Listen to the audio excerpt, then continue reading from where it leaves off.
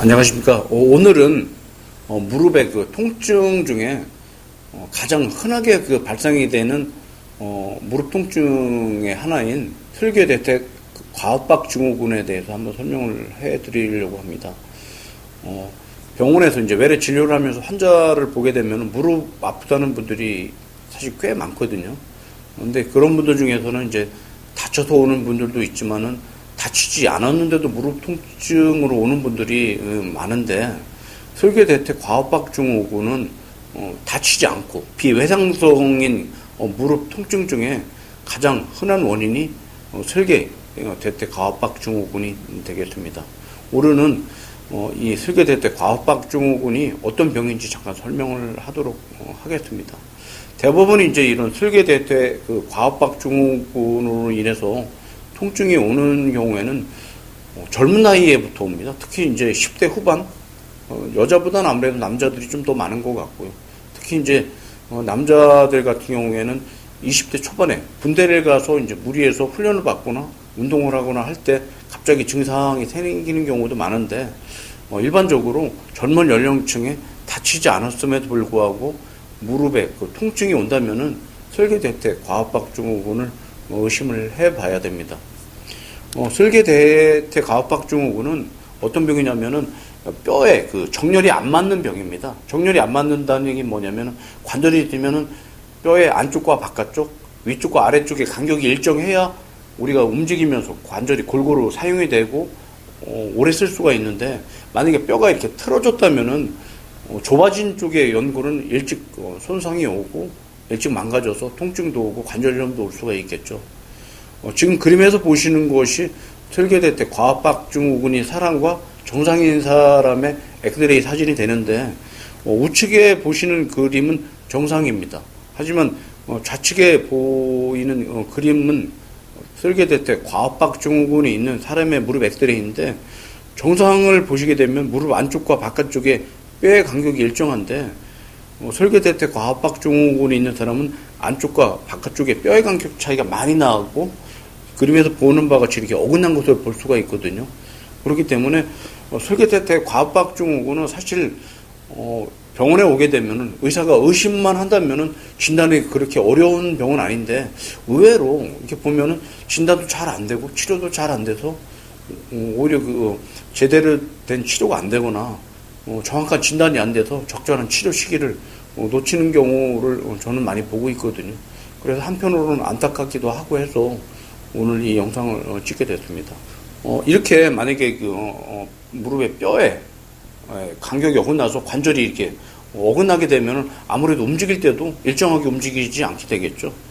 정상인의 관절을 보시면은 좌측 그림에 보시는 바와 같이 관절면이 골고루 사용이 되어지면서 무릎이 움직이게 된다면은 슬개대퇴 과압박 증후군이 있는 사람의 관절을 움직이는 것을 실제 우리가 수술을 하면서 이게 촬영을 해보면은 뼈가 어긋난 상태에서 움직이게 되니까 관절 부위는 넓은데 실제 사용되는 부위는 얼마 안 되기 때문에 그쪽으로만 스트레스가 집중이 되고 결국에는 그쪽으로 관절에 그 손상이 오는 그런 병이 되겠습니다. 지금 동영상에서 보시는 바와 같이 슬개대퇴 과압박 증후군이 있는 사람들은 그 관절에 그 부정정렬, 정렬이 안 맞는다는 뜻이죠. 부정정렬로 인해서 뼈가 이렇게 어긋나서 움직이는 것을 볼 수가 있습니다. 만약에 이런 그 슬개대퇴 과압박 증후군이 있는 사람들이 이제 병이 조금씩 진행이 된다면은 아마 이런 과정을 거치게 될 텐데요. 지금 보시는 사진은 이제 과압박 증후군이 진행이 되면 연골이 일단 약해지게 되거든요. 그럼 일정한 연골은 탄력도 있고 일정한 두께가 있어야 되는데, 약해지면 연골이 붓습니다. 탄력도 없어지고 그러다 보니까 쉽게 피로도가 쌓이고 좀 무리가 하면 아플 수 있는데, 지금 보시는 영상에서 보는 바와 같이 연골이 쿠션이 없고 쏙쏙 들어갑니다. 우리가 이게 수술하면서 만져봤을 때. 이런 경우에는 좀 더 이게 무리가 되거나 오랫동안 무릎을 사용하는 경우에는 통증이 올 수가 있고요. 만약에 이제 이런 상황이 좀 더 진행이 되게 되면은 연골이 손상이 당연히 진행이 될 텐데, 지금 동영상에서 보시는 바와 같이 연골이 이제 점점 손상이 오면서 크랙이 갑니다. 크랙이 가면 조금씩 이제 연골이 떨어져 나간다는 뜻도 될 텐데, 지금 보시는 동영상의 환자는 10대 후반의 남자였었거든요. 이 환자 제 기억으로는 아마 군대 이제 입대할 때 무릎 통증이 있어서 와서 수술을 했던 환자로 기억이 되는데, 연골이 이미 이렇게 크랙이 가고 손상이 온다면은 사실 통증은 일상생활할 때 쉽게 올 수 있는 그런 상황이 되겠습니다. 이런 설계대퇴 과압박 증후군을 초기에 진단이 안 돼서 병이 더 진행이 된다면 연골은 이제 손상이 더 진행이 되겠죠.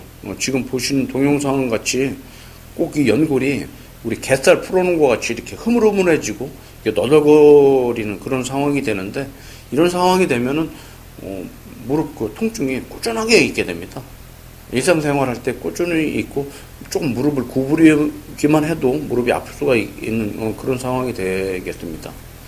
만약에 이제 여기서 이제 더 진행이 된다면 그때는 이제 완전한 관절염 상태로 진행이 되는데, 이제 안타까운 것은 설령 관절염이 진행이 된다고 하더라도 엑스레이상에서는 안 보이기 때문에 초기에 이제 진단이 안 되는 그런 이제 애로사항이 있긴 한데, 지금 동영상에 보시는 바와 같이 이렇게 뼈가 완전히 심하게 관절염으로 진행이 됐다면 일상생활을 할 때 조금만 써도 통증이 계속 지속이 되는 그런 상황이 되겠습니다. 이런 설계대퇴 과압박 증후군의 증상을 한번 좀 정리를 좀 하도록 하겠습니다. 대표적인 증상은 무릎 앞쪽 뼈, 우리 앞쪽 뼈를 이제 설계골이라고 그러죠. 설계골 주위에 통증이 오게 되는데, 설계골 주위에 위쪽에서 통증이 올 수도 있고 아래쪽에서도 올 수가 있지만 다 무릎을 구부리고 피면서 증상이 악화되고 심해질 수가 있는데, 주로 이런 경우에 무릎을 구부리고 펼 때 소리도 난다고 합니다. 주로 이제 증상이 나타나는 경우는 어떤 경우냐면, 등산 갔을 때, 등산 가서도 특히 이제 오르막길 올라갈 때보다 내리막길에 이제 더 심하고요. 계단 오르내릴 때도 통증이 더 심한데, 올라갈 때보다는 오히려 내려갈 때가 더 심하기도 하지만은, 이 설계대퇴 과압박 증후군이 진행이 된 경우에는 올라갈 때도 아프다고 하는 분들도 있습니다. 비탈길 같이 이렇게 비스듬한 길을 올라가고 내려갈 때도 통증이 있게 되겠고요. 대부분 이제 이런 분들이 병원에 오시면 무릎이 뻑뻑하다, 뻐근하다, 그런 증상을 얘기도 하시게 되는데, 설령 이게 무릎을 쓰지 않아도 책상다리나 무릎을 구부리고 있거나 아니면 좁은 의자에 앉아 있을 때도 무릎이 아프다고 그러거든요. 이런 설계대퇴 과압박 증후군이 오는 사람들이 좀 있습니다. 그러니까 잘 오는 사람이 있다는 얘기죠. 대표적으로는 이제 오자다리입니다. 이게 무릎을 똑바로 섰을 때 무릎과 무릎이 안 닿는 사람들이 오자다리거든요. 대부분 이런 경우에는 설계골을 잡아주고 있는 대퇴근과 설계근의 그 각도가 틀어지면서 이런 과압박 증후군이 생기기 때문에 오자다리에 흔하게 발생이 되고요. 그거 이외에도 무릎을 많이 구부리는 운동이나 일을 하는 경우에도 설계대퇴 과압박 증후군이 올 수 있는데, 뭐 업무 환경이 무릎을 이렇게 쪼그리고 오랫동안 무릎을 구부리고 일을 해야 되는 상황이라든지, 아니면 반복적으로 무릎을 많이 구부리고 펴는 운동을 하는 경우에도 설계대퇴 과압박 증후군이 올 수 있습니다. 이런 이제 상황에 대해서 나이가 점점 먹게 되면은 아무래도 10대 때보다는 20대 때 더 심해지고 20대보다는 30대 때 더 심해지는 그 증상을 보이고 있습니다. 설계대퇴 과압박 증후군이 의심이 된다면 사실 정확한 진단을 위해서는 엑스레이상으로는 의심은 할 수가 있지만 확인은 사실 잘 안 되고요. 이런 경우에는 MRI 촬영을 해야 되는데, 잠깐 설계대퇴 과압박 증후군이 있는 분의 MRI를 좀 한번 보여드리도록 하겠습니다. 이렇게 지금 좌측 그림을 보시면은 화살표 있는 검은 부분이 이제 설계골에 있는 연골 두께가 되는데, 지금 보시는 연골 두께는 정상보다 많이 이렇게 두꺼워져 있는 거거든요. 근데 두꺼워져 있다는 게 실제 두껍다는 의미는 아니고 연골이 부어 있는 겁니다. 이렇게 MRI 찍었는데 연골의 두께가 정상보다 부어 있다든지, 아니면 우측에서 보시는 그 MR 사진 같이 연골도 손상이 오고 그 진행이 벌써 뼈까지 들어간 경우에는 뼈에도 이렇게 색깔 변화가 있는 것을 볼 수가 있는데, 이런 경우에는 설계대퇴 과압박 증후군이 꽤 진행이 됐다는 것을 MR을 통해서 확인을 할 수가 있습니다.